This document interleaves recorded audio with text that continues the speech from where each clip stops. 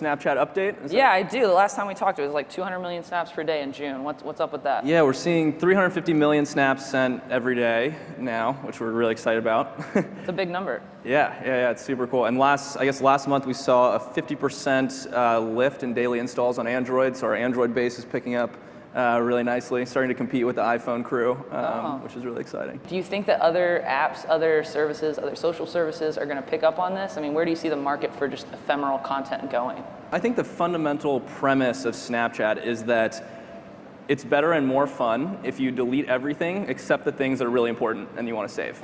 And currently the way that a lot of technologies work, that they save everything, and then you delete the things that make you feel uncomfortable. Are you guys going to go into a different vertical maybe, just messages only, Snap Mail?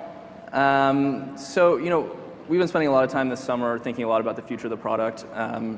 We hired this great guy named Nathan Jurgensen. He's a sociologist. And Nathan, one of the reasons why we hired Nathan is that he created this term digital dualism, which explains a way of thinking about the online or digital and analog world, saying that they're kind of separate, right? And so traditionally, a lot of product development in the technology sphere has tried to take experiences in the analog world, like our conversation, and bring them into the digital by creating something like video chat. We're kind of looking at a future where people acknowledge the hybridization of digital and analog, and appreciate and understand that they both affect each other.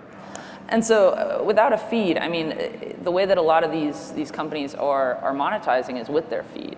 I mean, what does that mean? Does that mean you might introduce a feed, or does that mean you're going to go a different route with monetization? The way that we think about monetization has changed substantially, actually, I would say, since kind of the last time we talked. And we've looked to a role model of ours, Tencent, which is a really, really big company in China. They make the vast majority of their revenue off of in-app transactions.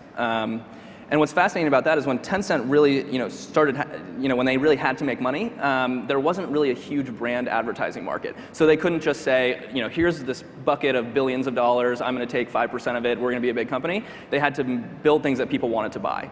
And I think that's a really kind of scary challenge, right? To sit in a board meeting and say, rather than taking 5% of these billions of dollars in display ads, we're going to make stuff that people want. And that's a question mark. And so I think we're fortunate to have really, really great long-term investors that believe in our ability to do that. And I think there'll be great innovation along those lines. Okay, sexting. It's out there. People are talking about it. The older groups especially they can't understand why young kids want to send messages that disappear, other than to be doing dirty things in those messages. Well, I think every time I get this question, we have to remind people that Snapchat's not a great way to share photos that you want to keep safe or secret or highly secure, because the recipient can always take a screenshot. And it also turns out that people with a lot of money and time can hack into it or whatever, to betray your trust.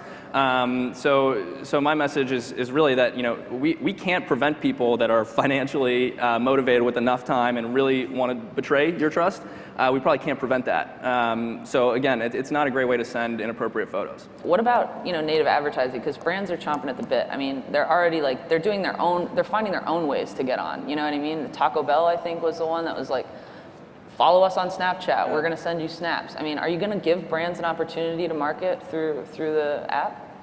Our team is really interested in supporting people who don't have a marketing team and a big voice, right? So upcoming artists, right? People who are trying to be actors, et cetera. That to us is a lot more exciting.